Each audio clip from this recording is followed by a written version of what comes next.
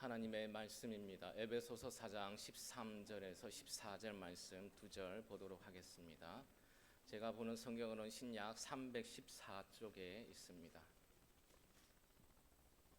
에베소서 4장 13절에서 14절 말씀, 이 계시의 말씀을 제가 봉독할 때에 살아계신 하나님의 음성을 들으실 수 있기를 바랍니다. 우리가 다 하나님의 아들을 믿는 것과 아는 일에 하나가 되어 온전한 사람을 이루어 그리스도의 장성한 분량에 충만한 데까지 이르리니, 이는 우리가 이제부터 어린 아이가 되지 아니하여 사람의 속임수와 간사한 유혹에 빠져 온갖 교훈의 풍조에 밀려 요동하지 않게 하려 함이라. 아멘. 여러분, 오늘부터 5주간 함께 균형이라는 것에 대해서 한번 생각해 보는 시간 갖도록 하겠습니다. 예를 들면 우리들이 교회와 가정의 균형 이러면 제일 먼저 생각날 수 있는 게 가정 50%, 교회 50% 이래야 균형이 맞는 거다, 이런 생각을 가질 수가 있습니다. 근데 조금 더 묵상을 하면서 본질적인 균형의 의미를 깨닫게 되는 겁니다. 균형이라는 것이 무엇일까? 가정과 교회의 균형을 맞춘다라는 것이 내 열정의 50%를 가정에 쏟고 나머지 50을 교회에 쏟는 것이 균형일까? 그렇지 않을 수 있다라는 것이지요. 여러분, 제가 깨달은 표현이 제 스스로 좀 어렵기 때문에 그렇지만 한번 들어봐 주시기 바랍니다. 균형의 본질적인 의미는 뭐냐 하면요, 주어야 할 만큼을 주는 감각과 능력입니다. 한번 따라해 주시기 바랍니다. 균형은 주어야 할 만큼을 주는 감각과 능력입니다. 어렵죠? 내가 무엇인가에 주어야 될 만큼을 줄 수 있는 감각과 능력입니다. 주어야 할 곳에 줄 만큼을 주고 주지 말아야 될 곳에 그만큼을 주지 않게 되는 감각, 능력. 여러분, 이해가 좀 되십니까? 뭐가 이렇게 균형이 어렵냐 싶을지 모르겠어요. 여러분, 줄타기를 하는 것을 보셨을 겁니다. 줄타기 할 때에 긴 장대를 이렇게 들고 있습니다. 균형을 잡으려면 항상 어떻게 돼 있어야 될까요? 50대 50으로 똑같아야 되는 거죠.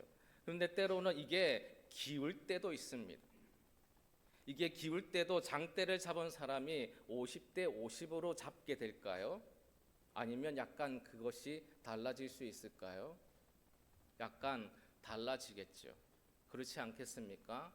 여러분, 이게 그 사람이 줄을 타면서 약간 기울어져 있을 때 균형을 잡지 못하면요, 어떻게 되겠습니까? 그 줄에서 떨어지게 되는 겁니다. 고집스럽게 나는 항상 50대 50으로만 그 힘을 줄 거야 라고 힘을 줬다라고 하면 그는 분명히 줄에서 떨어지게 될 겁니다. 제가 이 말씀을 여러분에게 왜 드리느냐 하면요, 우리들이 때로 균형이라고 하는 마음과 그 감각을 잘못 오해할 때가 많이 있다라는 겁니다.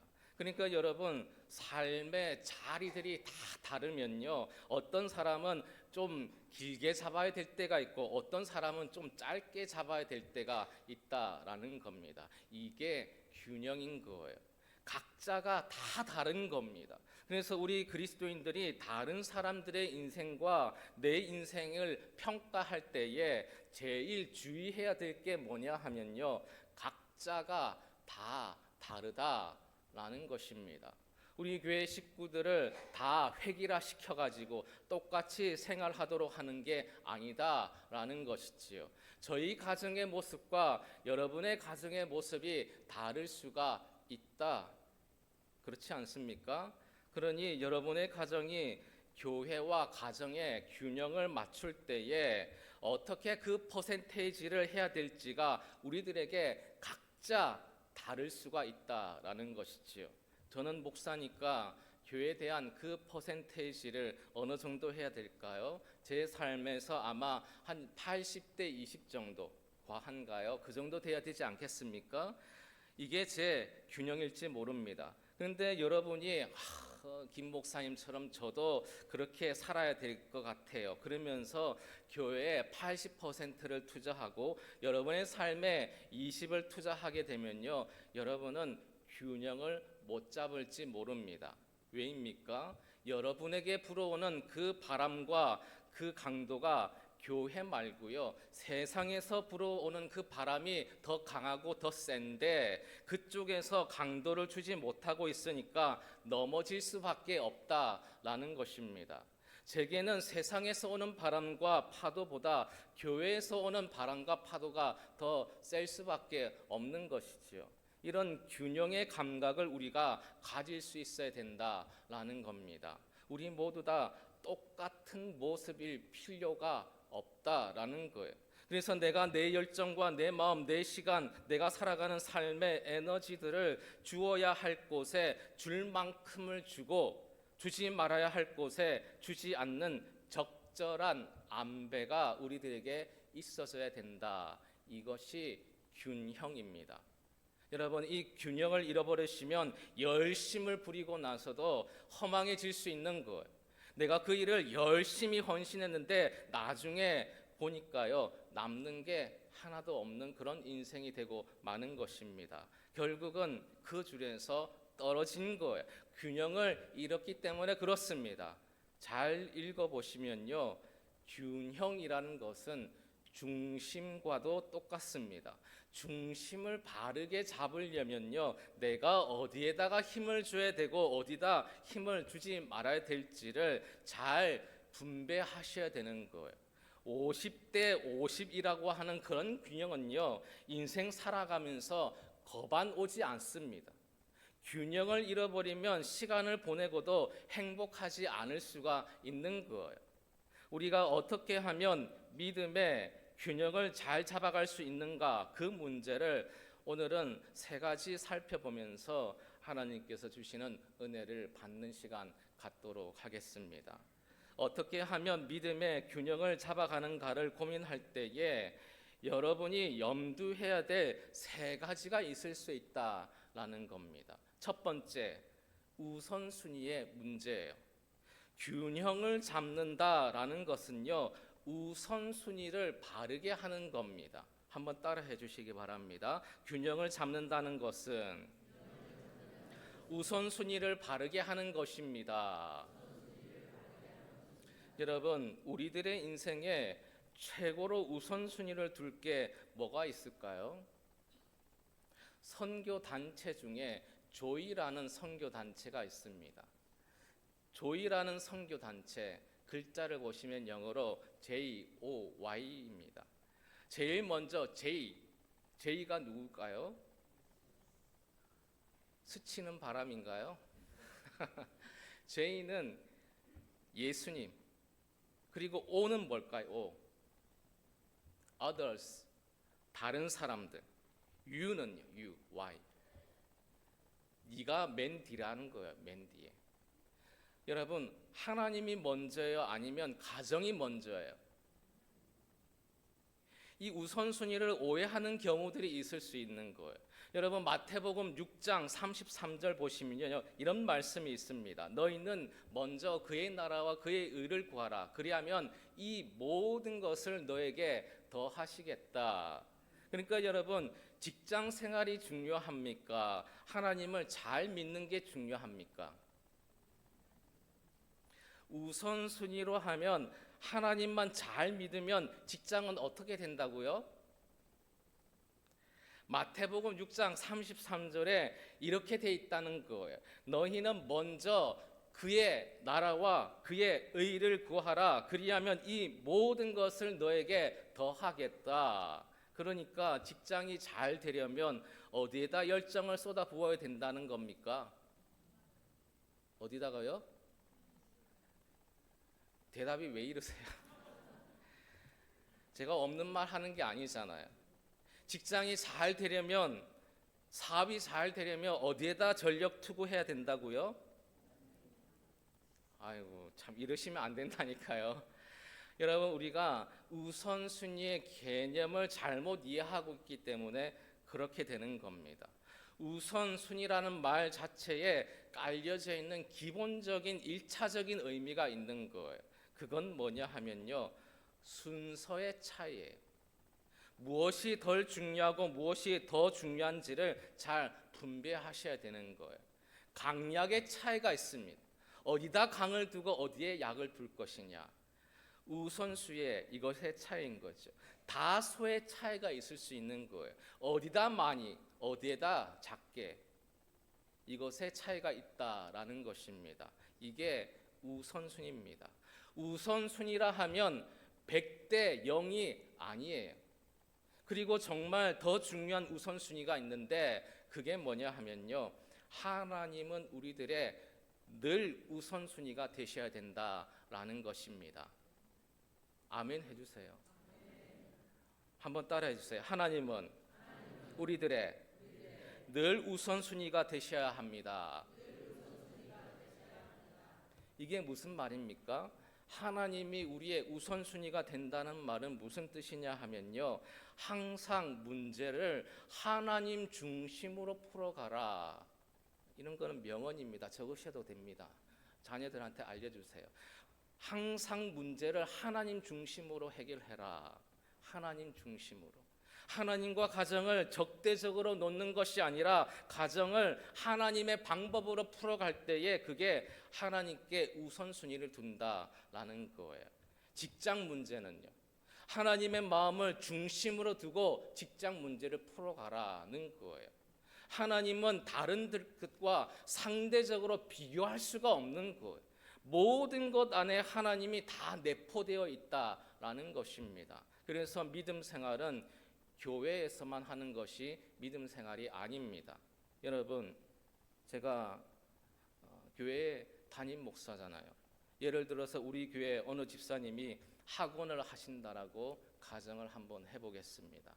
그런데 제가 교회에 출근을 하는 게 아니라 어디다 출근을 하느냐, 늘 그 학원에 가서 출근을 하는 거예요. 그 학원으로 해요. 그래서 제가 이렇게 하는 겁니다. 집사님, 학원을 잘 운영하시려면 이렇게 하셔야 되는 거예요. 차량 운행은 이렇게 하면 됩니까? 이렇게 해주셔야 되고요. 포스터를 이렇게 잘 붙여주셔야지 광고 보고 오지 않겠습니까? 그리고 교육할 때 교환은 이렇게 작성해줘야지 애들이 잘 배울 수가 있습니다. 그러면 됩니까? 안 됩니까? 제가 그러면 안 되는 거죠. 왜입니까? 그곳에 부르심을 받은 분들은 여러분이거든요.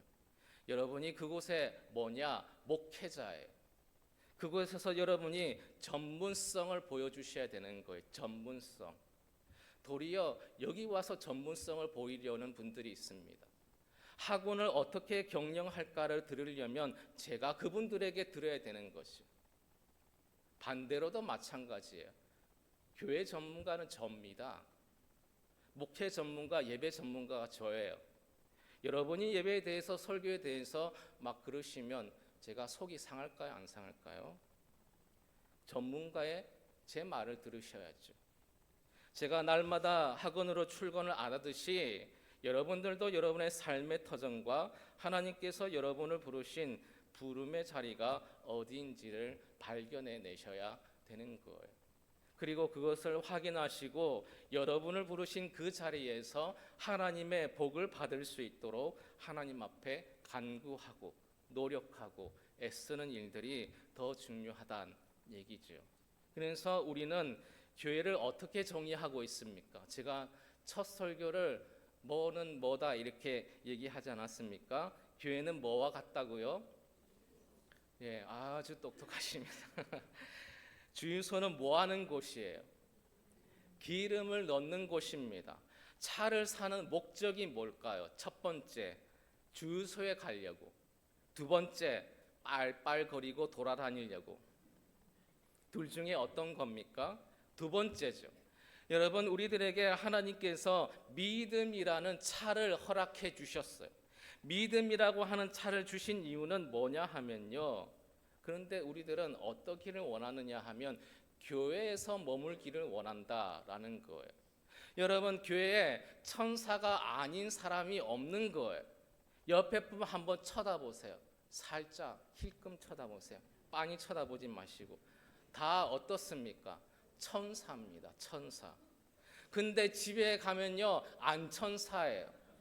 직장 가도 안 천사예요. 마트만 가도 안 천사예요.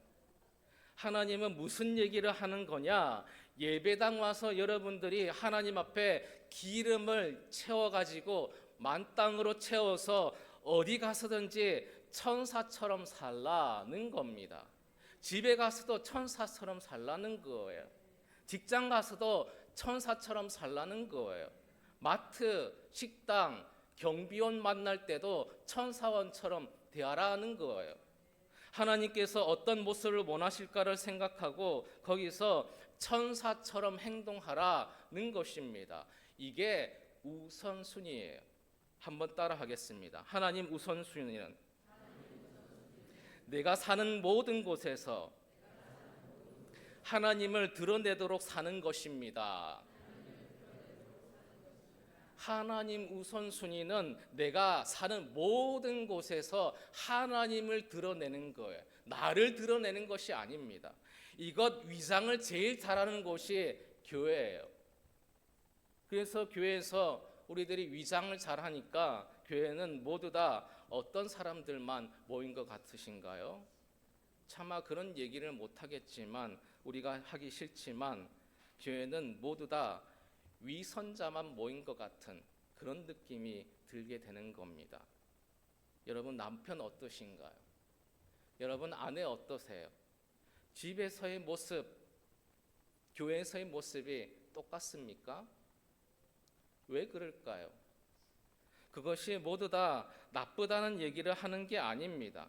여기서 그렇게 하는 그 마음 가지고 이제부터 가정과 직장, 사회로 가야만 우리들이 믿음의 균형을 잡아가는 시각을 가질 수 있다라는 것입니다. 다시 말하면 우리들에게 우리 마음속에 하나님을 드러내야만 하는 그런 마음이 있어야만 믿음의 균형을 잡아가는 움직임들이 가능해진다라는 거예요. 내가 살아가는 모든 삶의 영역에서 내 하나님을 나타내는 기회로 한번 삼아 보겠다. 그 하나님에게 부끄럽지 않은 남편이 되겠다. 부끄럽지 않은 아내가 되겠다. 부끄럽지 않은 청년이 되겠다. 부끄럽지 않은 학생이 되겠다. 부끄럽지 않은 직장인으로 하나님 앞에 내가 살아내고 말겠다.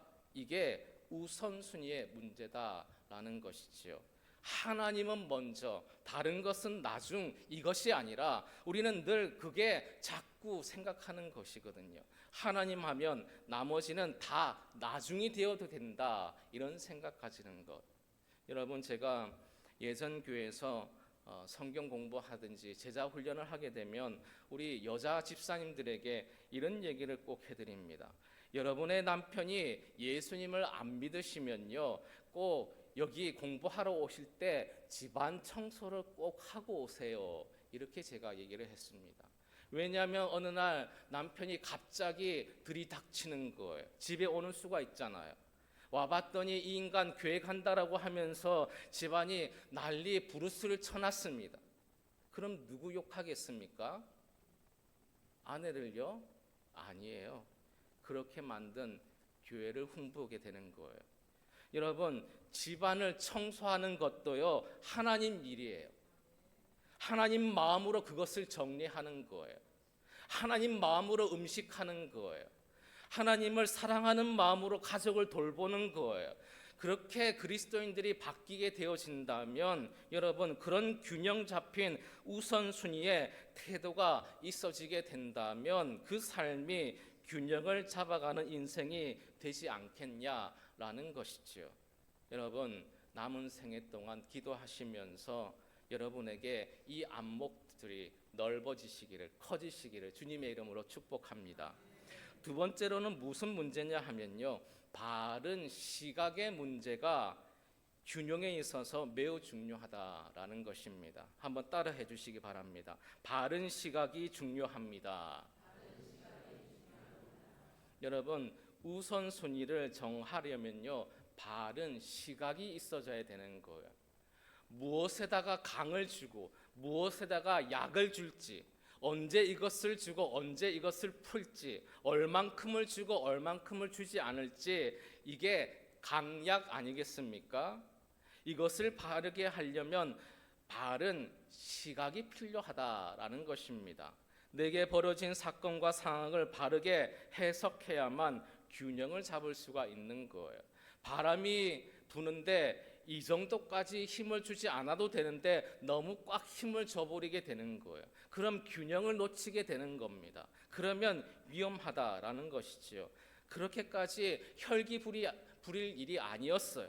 그런데 혈기를 부리잖아요. 그러면 균형을 잃어버리게 되는 겁니다. 그렇게까지 염려할 일이 아니었어요. 그런데 너무 염려하시잖아요. 내 삶에 균형이 깨지고 마는 것입니다. 목사님이 몰라서 그러시는데요. 저는 그 일 때문에 너무 열받아요. 목사님 몰라서 그러시는데요. 저는 그 일이 너무 낙심이 돼요. 라고 하실지 모릅니다. 그러나 사랑하는 성도 여러분, 바른 시각이 생기기 시작하면요, 바른 순서를 정하게 되고 그렇게 살아갈 수 있게 되는 겁니다. 그래서 잘 살펴보시면요, 모든 사람들이 똑같은 동일한 일을 만날지라도 그들이 각각 다르게 살아가는 거예요. 왜입니까? 보는 시각이 틀려지기 때문에 그렇습니다. 그래서 여러분, 바른 믿음이라고 하는 것은 어찌 보면 바른 시각을 가진 것의 문제일 수가 있는 겁니다. 여러분 잘 알다시피 12명의 정탐꾼 얘기를 잘 아실 거예요. 그들은 똑같은 것을 보았어요. 그런데 다르게 해석하는 겁니다. 왜입니까? 시각의 차이 때문에 그런 거예요.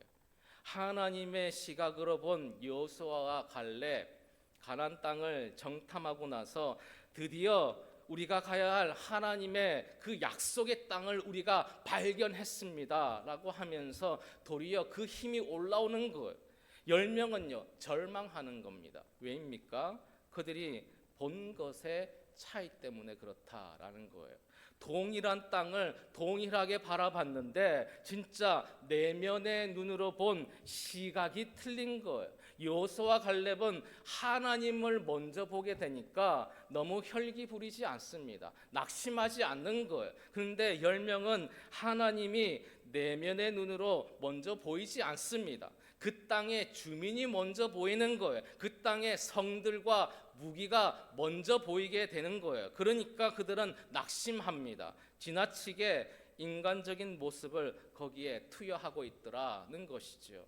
그러니까 그 정도의 바람에는요 40대 60이나 아니면 50대 50 정도를 그들이 유지를 했어야 되는데 이쪽으로는 너무 지나치게 바람이 불지 않은데 그냥 80으로 확 가버리니까 그들이 믿음의 노선에서 떨어지게 되었다라는 거예요.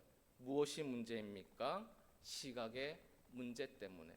늘 여러분에게 설명드리는 것이 이것입니다. 좋은 교회와 나쁜 교회의 차이가 무엇일까요? 문제가 있느냐 없느냐는 차이가 아니에요. 문제 없는 교회는 이 세상에 한 곳도 없어요. 목사님, 저는 꼭 문제 없는 교회를 찾아갈 겁니다. 여러분이 가면 거기에 문제가 생깁니다. 그래서 이렇게 생각하는 게 편한 거예요. 문제 없는 교회는 없다. 따라해 주세요. 문제 없는 교회는 없다. 여러분 어차피 내가 가서 거기 가도 문제가 생기게 된다라고 하면 문제가 있는 이곳에서 문제를 극복하면서 살아가는 것이 훨씬 낫지 않겠습니까? 이렇게 생각하는 게 낫다라는 거예요. 좋은 교회는 그 문제를 하나님의 방법으로 넘어가는 겁니다. 나쁜 교회는요 그 문제를 나쁜 방법으로 넘어가기 때문에 나쁜 교회가 되는 것입니다. 그래서 계속 나빠지는 거예요. 여러분 부부가요 한평생 살아가면서 다투는 일이 어찌 없겠습니까? 제가 제일 얄미운 분들은 이런 분들이에요. 우리는 한 번도 안 싸웠다. 이해할 수가 없어요. 제가 지금까지 아는 커플 중에요 대학교 후배가 있습니다. 걔네는 연애를 하면서 한 번도 안 싸워봤대요. 그리고 딱 한 번 싸웠어요. 그리고 헤어졌습니다. 여러분, 갈등이 없는 것이 자랑이 아니에요. 그래서 심지어 어떤 목사님은요, 결혼 주례 해달라고 찾아오잖아요. 저 말고 다른 목사님, 신랑과 신부에게 그걸 물어본다라는 겁니다. 헤어지고 싶은 마음이 들 만큼 너희들은 몇 번 싸워봤냐? 그래서 3번 이상 그렇게 하지 않았다 그러면 주례를 안 서주신대요. 왜냐하면 너희들은 화해하는 방법을 몰라서 안 돼, 그렇게 얘기하는 거예요. 같이 살다 보면 싸울 일들이 얼마나 많은데 연애하면서도 헤어지자라고 할 만큼 3번 이상 싸워보지 않고 어떻게 너희가 그 결혼 생활을 유지할 수 있겠느냐라고 그러신다라는 것이지요. 저는 헤아려 봤어요. 충분히 결혼 생활을 유지할 자격이 저에게는 있다. 그것을 어떻게 넘어가느냐, 그것이 문제입니다. 남은 생애 동안에도 우리에게 바람과 파도가 막 칠 거예요. 여러분, 그때 그 일들을 너무 성급하게 외면의 눈으로만 판단하지 마시기 바랍니다. 도리어 다른 시각을 가지시고 다르게 한번 해석을 해보면요, 다르게 넘어갈 수가 있는 거예요. 그게 그닥 나쁜 것으로만 보이지 않을 수도 있습니다. 그 정도의 무게로 느껴지지 않을 수도 있는 거예요. 우리 성도님들하고 제 관계를 생각해 볼 때요, 제가 시시콜콜하게 여러분의 모든 일들을 다 간섭할 수가 없습니다. 다 교정해 드릴 수가 없는 거예요. 여러분과 제 얼굴이 다르듯이 여러분은 여러분의 인생이 있습니다.